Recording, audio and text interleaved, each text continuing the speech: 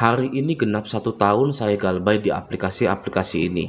Total 20 jutaan terakhir ngitung. Nggak tahu kalau sekarang udah jadi berapa sama bunganya. Soalnya aplikasinya sudah saya hapus semua. Salam galbay rekan-rekan. Isi cash ada kami, aku laku Kredivo Shopee. Pinjol-pinjol besar semua. Oke. Ada lagi sudah mau setahun galbay, uang Mi 7 juta, Julo 4,5, isi cash 6 juta, HCI 20 juta, aku laku Dacil 12 juta, aku laku payletternya 6 juta, akun istri 4 juta, Kredivo 3, pinjam U1, pinjam duit 1, cairin 1. Ya, ada lagi galbay setahun tiba-tiba tagihan jadi 0 semua di Shopee ya.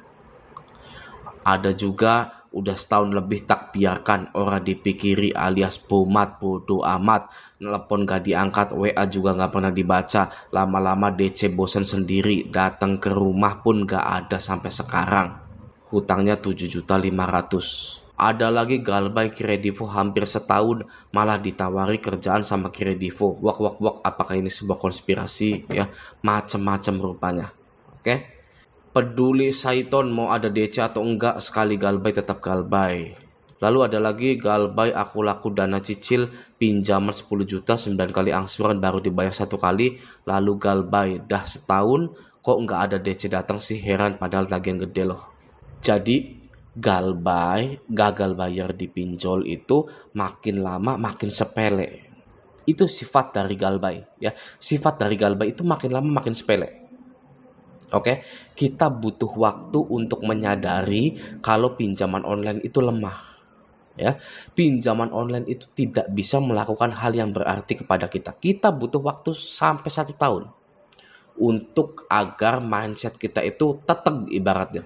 Galbay itu mengerikan, seminggu sebelum jatuh tempo, di hari H galbaynya sampai 1 tahun. Jadi semakin baru seseorang itu galbay, tingkat stresnya makin tinggi ya, karena sifat dari galbay itu tadi makin lama makin sepele ya.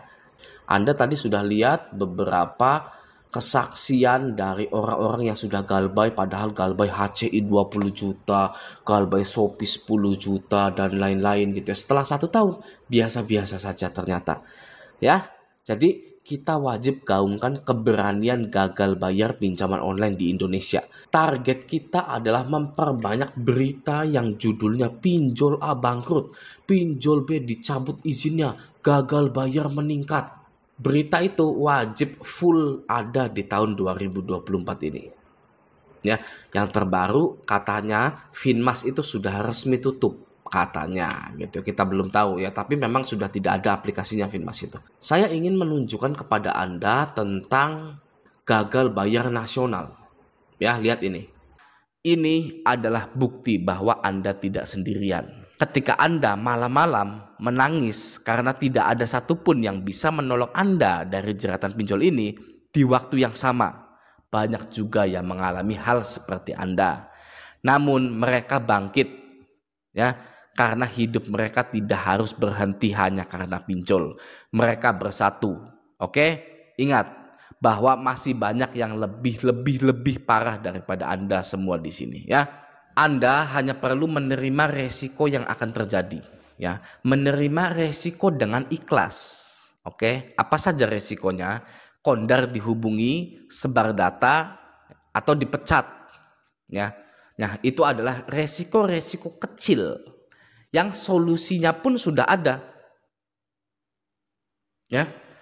Saya ulang ya, kondar dihubungi, sebar data, dipecat, itu adalah resiko kecil yang solusinya pun sudah ada. Oke, berarti resiko tersebut bukan resiko besar dalam hidup Anda ya. Contoh Anda batuk pilek ya, ada solusinya yaitu minum obat. Dokter akan biasa saja ya. Anda dikasih obat nanti juga sembuh. Karena dokter tahu itu resiko kecil dan sudah ditemukan obatnya atau solusinya. Misal Anda dipecat, fix gitu ya, Anda dipecat karena pinjol menghubungi ke kantor gitu ya. Ya Anda cari kerja lagi. Ya. Cari kerja zaman sekarang itu gampang ya daripada zaman dulu. Ya. Jadi barista di kafe ya, kerja di mall-mall besar gitu kan banyak gitu. Andanya saja yang mungkin buta ya, dan enggan untuk membuka mata Anda. Anda sudah dipecat, ya kan? Misalkan Anda sudah dipecat, saatnya ambil semua limit pinjol Anda galbaikan, ya, ambil semua, kuras semua. Misalkan Anda sudah dipecat, Anda kuras pinjol Anda, ya, semuanya, ya, Anda galbaikan, ya, iya, Anda galbaikan. Anda sudah dipecat, apalagi yang ditakutkan? Semua orang udah pada tahu, ya kan? Bahkan harusnya Anda ajukan pinjol-pinjol lagi yang banyak dan galbaikan. Lalu Anda cari kerja yang lain, gitu kan? Uang itu, ya, uang yang Anda minjol itu untuk Anda bertahan, Anda berhemat, ya, sampai Anda punya pekerjaan. Nggak lama kok, ya, paling 2 bulan, terus Anda bisa keterima kerja lagi. Asal nggak usah pilih-pilih dulu lah pekerjaannya, yang ada ya sudah, gitu kan? Oke. Dan bisa juga, ya, Anda selain menunggu diterima bekerja itu, lamar-lamar sana sini, Anda jadi ojek online, gitu kan. Ya lumayan, sehari 50.000 bersih, ya kan. Sehari 100.000 misalkan. Anda itu harus punya seni bertahan hidup, gitu loh. Yang cewek juga nggak apa-apa jadi pengantar makanan di Shopee Food, GrabFood, GoFood, gitu kan. Nggak apa-apa, banyak cewek yang begitu. Waktu saya masih di Jakarta, ya, di ibu kota itu kan banyak cewek-cewek yang jadi apa, GrabFood, GoFood, dan saya salut, ya. Kita semua maunya hidup itu lempeng-lempeng saja, ya, lurus-lurus saja, tidak ada masalah. Tapi hidup mengantarkan kita pada masalah, ya. Beloknya itu ke masalah. Kita pengennya lurus, malah dibelokkan ke masalah, ya kan? Yang mana artinya kita harus punya skill bertahan hidup, oke? Dan juga Anda itu sedang disiapkan untuk hal-hal besar sebenarnya. Kalau Andanya bersedia mengerti kenapa masalah itu datang pada diri Anda. Ya. Anda setiap berdoa kepada Tuhan ingin disukseskan, ingin dijadikan kaya raya, lebih terhormat dan lain-lain. Tuhan itu mendengarkan itu, ya, mendengar doa Anda. Lalu Anda diberi jalan untuk sukses dengan cara yang tidak masuk di logika.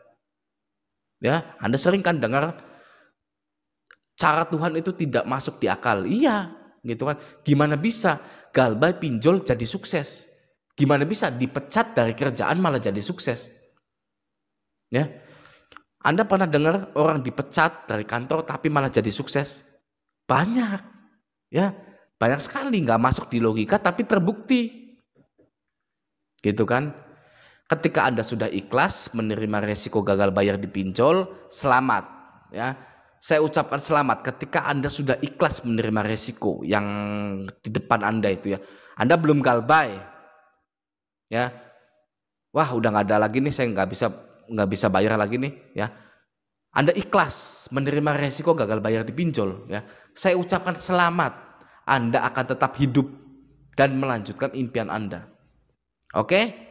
Nah, bagi yang masih mempertahankan pinjolnya dan sudah stres frustasi, ya, kapan Anda harus berhenti mempertahankan dan berhenti membayar pinjol Anda?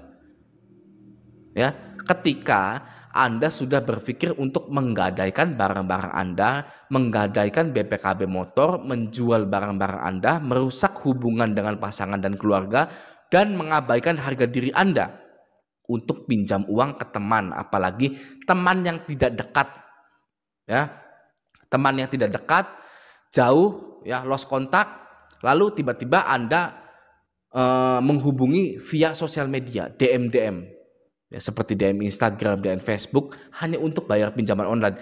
Itu tandanya Anda harus galbay, ya.